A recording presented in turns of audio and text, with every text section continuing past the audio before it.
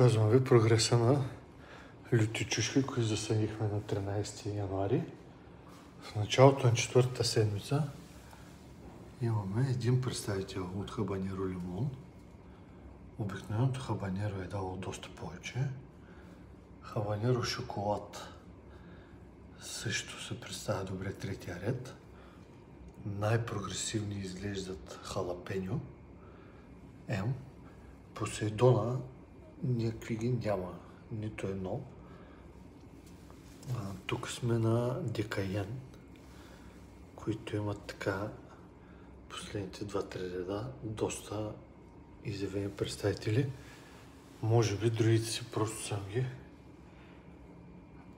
позабил малко по-дълбоко, но с упоритост, както се казва, трябва да дойде и тяхното време. Продължавам да държа апдейтнати до появата на плод. Хубав ден!